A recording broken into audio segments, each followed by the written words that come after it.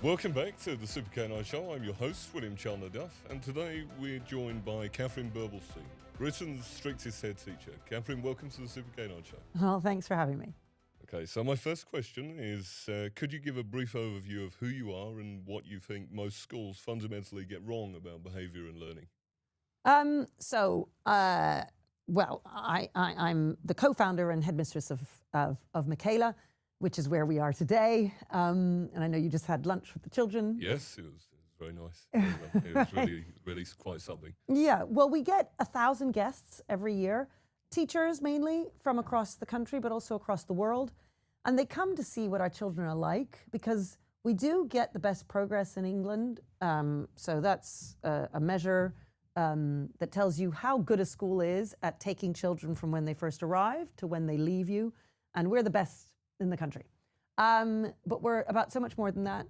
And so people come to visit us because they want to see what the children are like, because they're so kind and polite and grateful and decent. And they're not like the way you would normally find inner city children. Normally inner city children and schools are just quite chaotic, and the idea of respect and those are our pips because it's the end of lunch. And yeah, the respect and so on you won't find. And people come, and I have teachers from outside who break down into tears, who say, I can't believe that the children are behaving like this. And it looks like they've come from Mars, but they haven't. They've just been taught how to behave. And the thing is that I often think in 2026, we've forgotten that children need to be taught how to behave. And that is something that happens over years, and it's you're trying to form habits in them so that they will naturally behave like this themselves. And I think people often sort of think, well, either you're a good kid or you're a bad kid. You'll do it because, well, you get lucky, you get a good kid, or you get a bad kid and, well, he's really naughty. And that isn't the case, actually. You just need to teach them, and they'll learn, and then eventually they'll just do it on their own. There's a modern educational idea that children learn best when they discover concepts for themselves, rather than being directly instructed. So I want to get your thoughts on that, but I should note that there exist similar ideas in dog training, that if a dog learns something through self-discovery, the behaviour will somehow be stronger and more enjoyed by the dog. What do you think of that? That's so funny. Not in the dog training, but more. No, I'm so fascinated. I was really looking forward to our conversation because no one's ever asked me to be on a dog podcast before. And so I've done a whole variety, but never a dog one. Yep. And so I thought, well, isn't this interesting? And then I was thinking about it, and I was thinking, well, of course, you teach dogs to behave in certain ways, and presumably you see some kind of connection with the sorts of things that I say about children, and that's why you want to talk to me. Do. Yeah. So I did have a dog when I was younger, but I'm not familiar enough with the dog world, really. So it'll be interesting. But in terms of the children in your classrooms, in your school, that idea of children discovering concepts on their own versus being actually taught. Well, I find that hilarious. That's the case in the dog world. Right. So, okay, people think in the human world, people think that, people in the West think this. People don't think this in the East. So they think very much that it's about discovery, and that this all started with Jean-Jacques Rousseau, that the children, you have it inside, and that everywhere man is in chains. And that what we need to do is break free from the chains and release the inner genius from the child. That's the idea. And they don't understand that a child will not know that that is a triangle and, well, I can't do a square, but that's a square. They won't know that unless you tell them. They won't, you can't just show them two pictures and say which one's the triangle, and the 4-year-old will tell you. You can't until you tell them first. And people misunderstand teaching. So they don't understand that teaching is about giving lots of knowledge to the child, allowing the child to do stuff with that knowledge. But the reason why they're doing stuff with that knowledge is that it allows them to remember that knowledge. The more they play around with it, the more they practice the retrieval, the more likely they are to remember it. And then they can take that bit of knowledge with other bits of knowledge and connect them and make all kinds of, pathways in their brains, which then more knowledge can sit on, and it grows and grows, and they get smarter and smarter. If, on the other hand, you leave it to them to sort of discover the knowledge, they'll discover bits, but not very much. And it will easily get lost because it won't have, the retrieval practice is the key thing. Right. If you're not practicing taking it out of your brain, writing it down, taking it out of your brain, saying it to your partner, taking it out of your brain, answering some questions in class, taking it out of your brain, doing some homework. There's all these different ways of practicing taking it out of your brain. And that is the thing that's going to make it stick. If you're just told it the one time and you never have to take it out of your brain, you'll never remember it. If you're never told the thing, well, how on earth are you meant to know anything, right? So that is the situation in schools where, in Western schools, we have been so convinced that children need to discover it for themselves that children really aren't learning very much. And do you see a difference between children that discover something by themselves versus children that are actually taught something? Do you see that the child is more enjoying the subject if they discover it on their own, or do you not see any real difference between the two? Just one is more effective and efficient, let's say, than the other. Well, yeah, so I'd say quite the opposite. Children are enjoying learning. So one of the reasons why all these teachers come to visit us here is because they can't believe how much our children enjoy learning. Right. How driven they are, how excited they are. All the hands you will have seen when you went on your tour. Did you go on a tour? Yeah. All the hands are shooting up. Incredible. You know, they're so excited about learning, just love it, right? So people say, well, how do you get, they're obviously from Mars. They're not from Mars. They're normal inner city kids. It's just that when they have lots of knowledge, they're keen to learn more knowledge. And they know that the knowledge is going to stick because of the teaching techniques that we use. So learning just becomes normal for them. It's the natural thing that they do. So tell me about the dog world. Tell me, how is it a dog's meant to, I mean, how is a dog meant to figure out for himself how to sit? I don't understand. Well, this would be through, say, classical free shaping, where you'd have the dog and you'd watch for, say, approximations towards the behavior that you want, and then you'd give some kind of reward signal to say, hey, this approximation is better than the last one, and you keep going like that until a behavior is formed. And that takes a very long time, as you can imagine, versus just showing the dog and saying, hey, sit, and then you show them how to sit, whether that's through food luring or whatever it is. Or might you physical pat manipulation, right? Physical manipulation. Okay.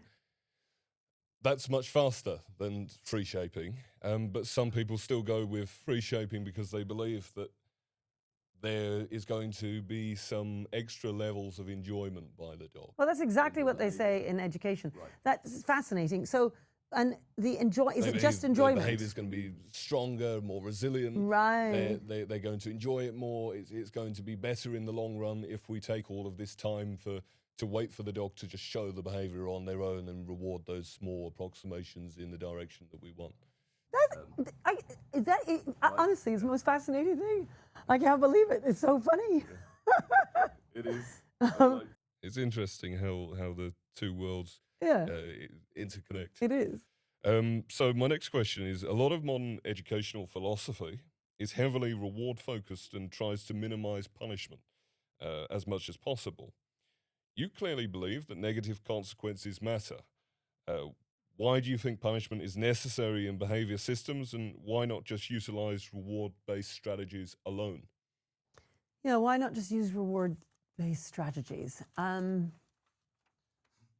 It just wouldn't work. Kids need praise and punishment. Right. You're building a rapport and a relationship with the child at all times. And they need to know when you're disappointed because it should matter to them. If you have a good relationship with the child, then it will matter to them if you've disappointed them. And it will also matter to them if you're happy. The kind of reward and the punishment, it's less to do with that and more to do with their relationship with you. Because, I mean, let's face it, in classrooms, they get a merit, they get a demerit. Do we really care? I mean, do we care? You've got 200 merits, you get 201 merits, you get 199 merits. I mean, it's not really, like, who cares, right? The kid cares about the merit because of what the merit or the demerit represents. And it represents their teacher being upset with them or being happy with them. And because they have a relationship with the teacher where the teacher loves them and they love the teacher, that is what matters. And that's what the merit signifies. And that's why merits matter. You have to have the negative stuff because otherwise disappointment and upset from the person who loves you is not able to be demonstrated. And children need to know when they've gone wrong. An absence of reward. Look, there is an absence of rewards all the time. You will have seen lessons. They weren't constantly handing out merits and demerits. They weren't going merit, merit, merit, demerit, demerit. They never be able to teach, right? So there's often an absence of nothing, right? You can't then just have rewards. You also have to have punishments because otherwise you're not able to distinguish the neutral stuff from the stuff that's bad. Yeah, is what I'd say. What about the dog world? In the same way, this is probably an even bigger divide in dog training. Is you have one side where punishment is it's really not a thing, and they advise against it at all costs. And then you have other trainers like me who believe that there is a place for the judicious application of aversive control in dog training, whether that's negative reinforcement or punishment. They wouldn't understand merits and demerits. What would you do with dogs? You've got to teach them through consequence. You've got to say, right, if in certain behaviours that are dangerous enough or problematic for whatever reason, you have to say, right, if you do this, there's there's something that you don't like will happen. And then I didn't even talk about that with children, absolutely. Right. Because then there's a sense of, oh my goodness, I better not do that. But yes, go on. Yeah, so like one place where it's, I would say, extremely necessary is, say, with predatory chasing behaviours, right?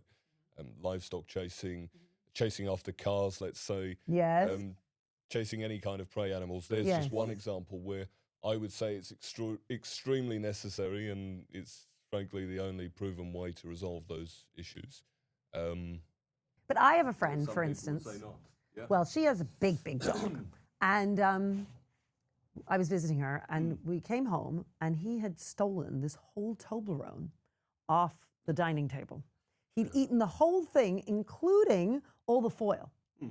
Now, are you meant to punish a dog when they do that?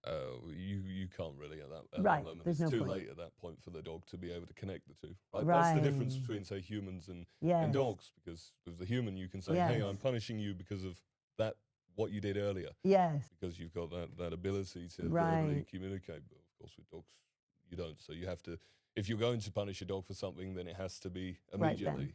Although, you know, with children, so I think one of the mistakes that schools make is that they might have detentions on a Friday. And then what happens is one child does something wrong on a Monday, one on a Tuesday. They turn up on Friday. All my life, all you'd ever hear is the kids saying, what you here for? Dunno. What you here for? Dunno. And then you're turning up to the detention. What's the point? Yeah, our thing is we have same day detentions, and they have to happen on the same day because children forget, you know. Right. So obviously not like dogs. You know, you could do it for the thing that happened earlier on in the day, but actually there is a sense of it needs to be on the same day. Do you think some institutions avoid punishment not because it's ineffective, but because of ideological bias? Yeah, definitely. It's all to do with ideological bias. And it's a real shame. So you were just talking about chasing livestock and so on, and that this is the only way of doing it. I presume in the dog world, there are some people who would rather lose their livestock or risk their dog. Or rather euthanize the dog or put the dog on medication rather than deal with the... Oh, I see. Right. Isn't that or just say, hey, we need to manage the dog's behavior for the rest of the life. We just avoid those areas completely. And yes. Well, then presumably when they're chasing cars, that's dangerous for them. That's not a good thing for the dog. How exactly do you avoid that? There's cars everywhere. Yes, exactly. Well, and if you live in the middle of the countryside, there's sheep everywhere or whatever. There's livestock everywhere in the countryside. So. Well, and I think with children, you know, I think sometimes parents, sometimes teachers, they shy away. They don't want to be the bad guy, you know? They don't want to be the guy that gives them the detention, sits them on the naughty step at home, tells them off. Right. Sometimes parents, they don't want to be the bad guy. The mom or dad doesn't want to be the bad guy. The teachers don't want to be the teacher that was always telling them off, which is why the leadership in a school really needs to make it so that all the teachers are sort of equalized in that way. So they're all using the same system, so that there isn't one teacher who feels he's being singled out by being the more of a disciplinarian. So I get called Britain's strictest headmistress, but my teachers can go about doing their jobs and not having to worry about it. Having said that, they are the ones giving out the detentions. I have to say, I never give out detentions. So yeah, it's important that that children are held to account by everyone, and there is that consistency. You know, there's that consistency with everyone in their lives. I presume that's the same with a dog at home. Absolutely, that's very much the same with it. Yeah, well, and it's just really sad that people, the ideology point, that people don't want to be disliked, right? It's hard to be disliked.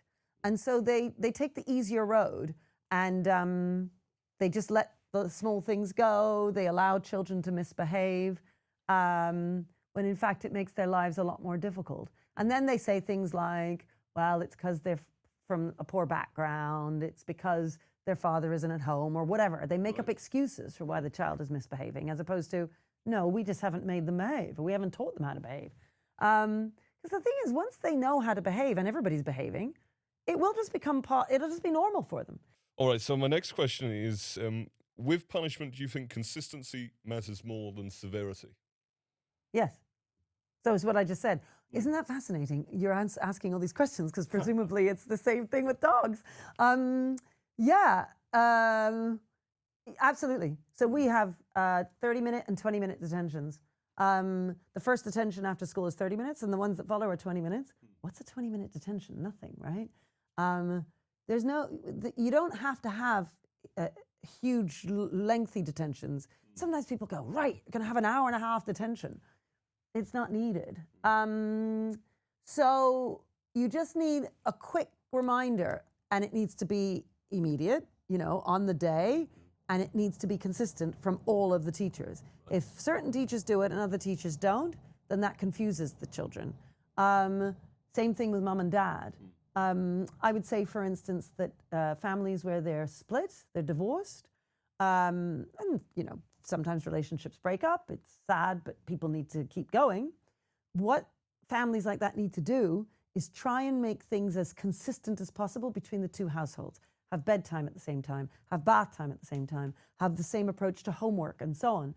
Because if mum allows smartphones, dad doesn't. If mum says go to sleep at 8, but dad says go to sleep at 10, it's very confusing. You need to have consistency. That is why, you know, all the stats show that children growing up in a two-parent family, they're better off. It'll be because of that inconsistency between the households. I mean, one of the bigger problems is more like, say someone decides, hey, I want to punish my dog for whatever it is, chasing cars, going after other dogs, pulling on the lead, jumping up at people, whatever. Yeah. And they put that punishment on, say, a variable schedule in terms of sometimes we punish and sometimes we don't. And that's is really that's important. A disaster. That no, every single time that behavioural contingency is met, punishment follows. Yeah. And that's far more important, at least from my perspective, than the intensity of the But you can't put a punishment. dog in detention. So what do you do with a dog? He's chasing cars. What do you do with him? Typically, you're using physically aversive control. Right, so this would be training collars. So you smack him on the nose or something. Certainly, that's one example. There we go. That's one way. That's one way of going about about things. But normally, I think modern dog training is more using training collars on dogs. So this will be your slip leads, your martingale collars, your prong collars, your electric collar even. And this would be something that we'd use, say, with predatory behavior, predatory chasing behavior. This is where that would be very useful, is that one is that it's physically harmless, and two is that you're able to create a direct association with whatever the dog is chasing from a distance. Right. Benefits I get it. See, because interesting, with children, when they're very naughty in the classroom, schools, as we do, but all schools will do this, they will remove them from the classroom. Right. And the reason for that, I would say, is that we are group animals as human beings. And so we like being part of the group. Yep. And if you're removed from the group, you're social unhappy. Deprivation, right? Yeah, absolutely. You know, So, but with the dog, same thing? Yeah, that works. That certainly does work. But do again, they you've have got- harder you've got to time have connecting it? Exactly. Maybe. That's the point. You've got to be very clear with Right. everything you're doing, and you've got to be skilled to do that. Yes. Successfully. I mean, you've got to be skilled to implement punishment at all. You know, I wouldn't say to some. You know, you should always consult with a professional trainer if you're going to consider using aversive control with your dog. So presumably, you could do less of that if you brought them up in such a way that they just wouldn't do that stuff in the first place? Sure, Right. absolutely. Yes. All right, so we've established that consistency matters more than severity when it comes to punishment. Yes. And I think this might be my last question on punishment. Oh no, maybe it's not. So my next question is, what's the difference between discipline that creates order and discipline that creates resentment? Yeah. So the children need to know that you love them. Now, you know, I started off by saying it's about the relationship with the child. You cannot punish children if you don't have any relationship with them at all. The children need to feel loved, and they need to love you. Now, that doesn't mean that everyone in the school needs to. So they might have a teacher who they haven't seen before, for instance, who gives them a demerit or a detention. Let's say it's a brand new teacher, and they'll accept it, but that's because they feel loved by the school. You know, there are other teachers at the school who they know, and then over time they will build a relationship with that new teacher. If, on the other hand, they feel abandoned and not cared for, then they will feel resentful for any sort of punishment. You also need to persuade children that you're on their side. So when you're talking to them, you're giving assemblies, you're talking at tutor time, there's a real sense of, look, we're trying to build you up into better human beings, you know? We want you to be successful in life. We want you to understand good values in you and be a certain kind of person. And then over time, you build trust with the children, and they trust you to help them become better versions of themselves and to become good adults, you know? When they know that they're on a journey and you're helping them on that journey to get the best journey possible, then they're going to come with you. So with children, I don't know what it is with dogs, but with children, it is very much the case that you're going somewhere with them and they're trusting you and you are to look after them, you know? Yeah, I mean, what's it like with dogs? It's very much the same with dogs. That's the first thing you've got to establish with a dog. Like if a dog comes in for some training with someone that they don't know, the first thing you do before you punish anything, you don't punish anything at all. You instead place an emphasis on showing the dog that, hey, you can trust me, you're safe with me, and we've got shared interests and shared goals, let's say. And yeah, it's all about building that rapport, the trust, and then of course as well the motivation to say cooperate together harmoniously. That's the first step when you get a new dog in for training, certainly before ever implementing any kind of aversive control that's personally associated with you. Like you could say use aversive control that's directly associated with something else, like say the car chasing. You could deal with that problem straight away, but only the dog associates the aversive with the car rather than associating with you. But if you're wanting to personally punish your dog yourself and say, hey, no, you can't do this, it's important to first have that relationship and that rapport with the dog. Yes. Yeah, it's interesting. You know, I'm thinking back to the days when I started at new schools when I was much younger as a teacher. I would go in to the classroom in the holiday before I started and make it look different.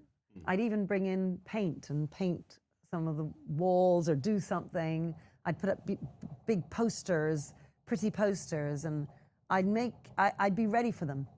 So when they arrived, there was already a sense of, well, she must love us because why would she do all of this for us?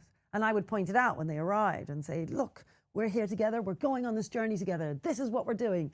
and we're going to smash those GCSEs, but you've got to work with me and I got to work with you, and there's some kind of inspirational speech and we're off. And yeah, and that's because I know that very quickly I'm going to be giving out some detention. And so I need to have that balance. Right. Because otherwise it's just resentment. They're letting them know that you're on their side. Yes. That's so so important for children, as you now have shown the world, but also as well for dogs, equally so for dogs. Now, you don't run the school purely through punishment. There are also rewards, praise, recognition, and incentives. In your experience, what makes reinforcement effective, and what mistakes do people make when rewarding children? What mistakes do they make? So they reward them for everything.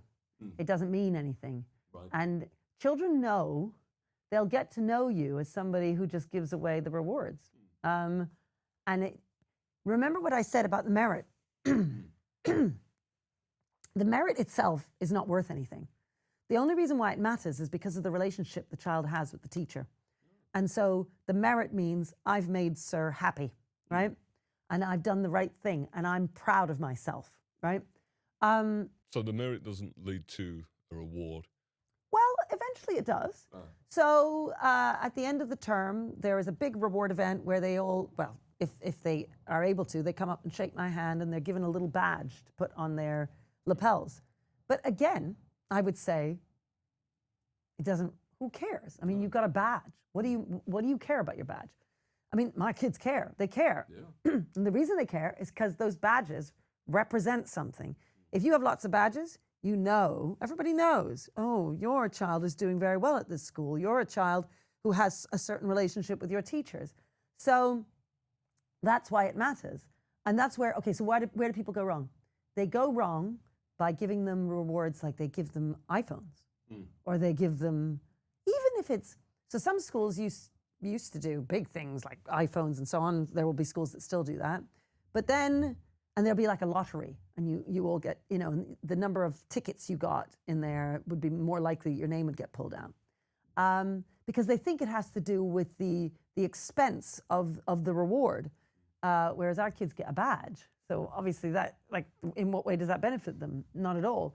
Then there are schools that say, you know, what we need to do is do rewards like rulers and pens and you know, protractors and so on. And they think to themselves, well, that's all school stuff that they can use, so that's great. But again, you're giving the child a thing, right? The badge isn't a thing. The badge is a symbol to show everyone, this is who I am as a person, right? This is, it's like a flag. It's a thing that everyone can see, not a thing that you're going to use and own, right? So I think that is often a mistake people don't understand with rewards. And then also the other thing that they do is that they give out rewards for nothing, for meaningless stuff. The child has to feel like they've worked for it.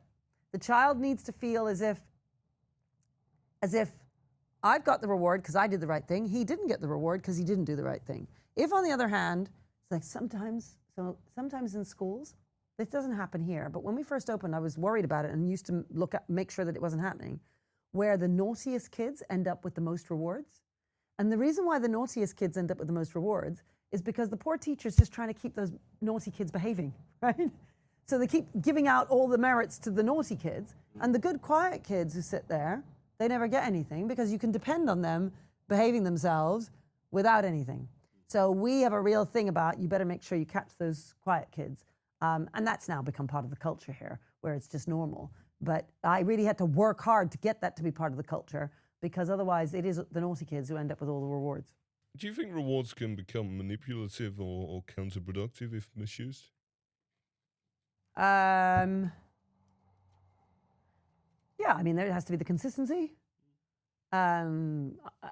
You know, if you don't have the consistency, then it's a bit random. I think you need to make sure you're giving them rewards for the right sorts of behaviors, what you want, what is good for the whole school, as opposed to it's just what you want in that moment, right? And I think that, you know, what people often say is you don't want children just doing it for the reward. And I think that's true. But what they miss out on is that after a while, children will just do it for themselves Right. because they've then got That's, used to it.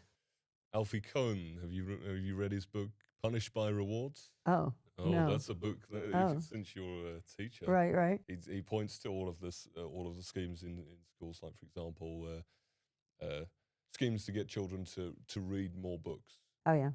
where you'd reward them with, say, hey, you read 3 books and you tell me what each book is about, and you get to go to Pizza Hut at the end of the Right. week or something like that. And he points to them, and then he looks at the data, and it's like, well, actually, what happens is they read loads when there's those rewards in place, and then as soon as that's stopped, they stop reading, and Yes. it never actually develops their intrinsic motivation to read in and of itself. Yes, but that's because there's a one big thing. You know, if it were constant, because what you're trying to do is build habit formation. That's what you're trying to do. Right. Now, reading is a big one, and it's a difficult one to try and clinch because it requires scaffolding and support at home. And so teachers can't do that. You know, the parent needs to be there so parents can get their children reading, and that requires constant encouragement and constant praise. So you're rewarding them. You might reward them with a little M&M every now and again. They're reading for 10 minutes. Here's an M&M. Here's another M&M. You know, whatever it is, you're just rewarding them, you know, with tiny little rewards over a period of time until eventually, oh, look, I can read for half an hour on my own and I'm okay. I don't need mom giving me an M&M every 5 minutes. That is about developing habit formation, so they just do it all of the time.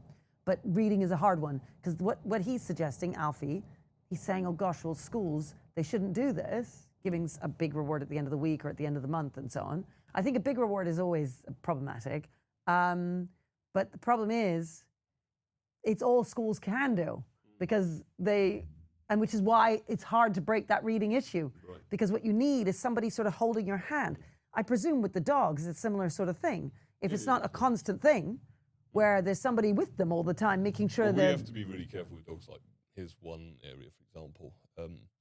With dogs that, say, struggle to play. And play is a really beneficial thing to teach dogs to do, because it provides them with an outlet for a lot of their drives that would otherwise contribute towards very problematic behaviour if they weren't given an outlet to go and chase things and play tug and do all of this stuff.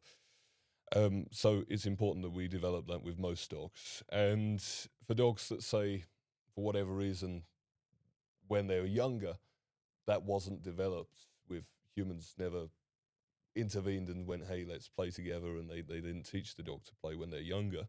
And we have to teach them. We have to light that up in them when they're older, and they're like, well, we've never played with you. We don't know.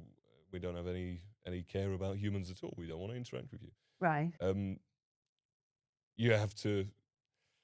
There's sometimes people will struggle with getting that play started, and instead they'll go, right, well, we'll reward it with, say, food. We'll throw the ball, and we'll encourage you to go closer to the ball. You make some approximation in the direction of the ball. We reward until eventually they've got the dog actually going, retrieving the ball, bringing it back, and they're doing it for the food. The problem with that is it turns something that you wanted to become intrinsically motivating, where the dog just enjoys playing for the sake of playing, into a behaviour that is really just a form of obedience. It's like a obedience retrieve, where the dog's retrieving the object for the food. But don't all dogs have an intrinsic motivation to play? They do, absolutely. So you're talking about it as if you have to develop that intrinsic motivation. So it's more like with some dogs, obviously, they struggle more than others, but it's more like if for whatever reason that wasn't tapped into and developed when they were younger. Oh, I see. Then I see. And then you're trying to develop it later. It lays dormant, let's say. Right. And then you've got to come back later and say, right, let's try and get some play going. But for those dolphins and so on at SeaWorld, and then afterwards you always see them give them the fish and so on. Right, yeah. Are they just doing it for the fish? Or are they doing it because they want to please do dolphins want to please their trainer? Absolutely. Right. Of course they do. They get a lot of benefit out, and they really do enjoy that interaction between trainer and dolphin, or trainer and whatever animal it is, marine mammal it is. But Yeah, you know, if say the dolphin's playing fetch with some ball and bringing it back to the trainer for the fish, chances are that's just for the fish and the interaction with the trainer, rather than, hey, I'm enjoying chasing this ball. But of course, there are some examples. The last person who came on the podcast, Dr. Jennifer Zillig, she was a marine mammal trainer, and she showed me this video of her with a sea lion. They had this game where if I think it was like a horseshoe or something, if it got into the water, then the sea lion loses, and if they stop it from getting there and then they throw it back, then it wins. And that was for no fish at all. That was just Right, the animal just to was play. enjoying the play in and of itself for the sake of the objective of the game. Yes. Oh, it's fascinating. Yeah. Well, I mean, yeah, in the world of children. So yeah, we have to be applies. careful with that with dogs, not to poison that intrinsic motivation to play. So typically, the way to encourage dogs to play is actually to show them that you're really enjoying the play yourself, Right. and giving them the opportunity to join in, and of course, limiting all of the distractions around so that, well, you're the most interesting thing in the environment. Yes. And then eventually, most dogs are, even if it takes days or weeks, they're going to say, "Hey, let me join in slightly," and then you're like, "Wow, now we're playing a game." So observational learning is really the key to getting most dogs to start playing, rather than, say, rewarding them for touching the ball or going close to the ball and so on. And I think that's probably the same as what Alfie Cohen's talking about with the children and the reading. It's like, well, if the children are instead immersed in a culture where everyone's reading and there's not all of the distractions, like the smartphones and everything else, well, then eventually they go, yeah, that's the thing. My mummy and daddy and my teachers and everyone else I know, they're always sitting there and they're reading this book. That's interesting. I'm going to pick one up and I'm going to see what this is all about. And 100%. they develop it on their own. 100%. That's why the family really matters when it comes to reading. So yes, you don't have smartphones in their world. You don't have screens. You surround them by books. Parents are also reading. Parents are reading to their children. Yeah. Of course, everybody's reading. That's all you need. You don't need any reward at all, right? For children who are more reluctant readers, that's where I then say, okay, you give them a little M&M, especially if you're trying to get them to read longer. So I'm imagining children who have joined us who aren't good readers, but by then they're already 11 years old, you see. So they've already spent time. It's like what you say about the dogs, about, you spent a long time away from this thing that you could have done really well, but now you don't like it because it's too hard for you. You need to get them back into the habit of doing it. And that's harder now because you haven't done it for 11 years. Or at least not since you were 3. Sometimes families, they do a bit of reading when they're little and then they leave it alone and that's it. So yeah, it depends on what you're dealing with and how to, which is why I was saying about little rewards often in order to try and keep the habit going, to keep them going. And yes, in the end, they're doing it for that, but then they hopefully get used to it, You've faced intense criticism and attempts to publicly discredit you over your views on education and discipline. How did you psychologically handle that level of public hostility? Well, they're always coming after me for anything I have to say. Well, I'm the kind of person who likes having conversations with people, like you, for instance. So it's an interesting one. I thought to myself, Canine podcast. They're all going to come after me next and say, I think children are dogs. I can, you can write the headlines, right? You can write the headlines. And then I thought, well, I'm not going to not have you in because I'm scared of what people are going to think. They can think what they like. I'm interested in having you in, and I keep asking you all these questions, and I find it fascinating because I thought, well, I don't know, how similar are they? I can't wait to find out. And maybe you'll tell me something that'll make me think about things differently. I don't know. I mean, I'd say that I think there's big differences. And certainly, say, raising children in what you're doing is far harder than dogs. So there's that. Yes, I think so. But yeah. Although, I don't know, I watch those dog shows and think they've done a pretty amazing job. But the fact is, yeah, I can see how people would then accuse me. They accuse me all the time. But I enjoy learning. and I enjoy having conversations and being made to think about things I wouldn't otherwise have thought, and then being able to come up with my own ideas about the thing. That, frankly, is why we're really successful here, because the ideas that you will have seen going around, you'll have seen various routines in the classroom and so on. Those ideas didn't come from my head. They've come from a whole variety of different people. But because I'm open-minded, and because I try things out, it doesn't work, okay, try something else. Doesn't work, try something else. And I've changed my mind about a million things many times. So how do I deal with it? Well, I see how successful everything is, thanks to what we do here.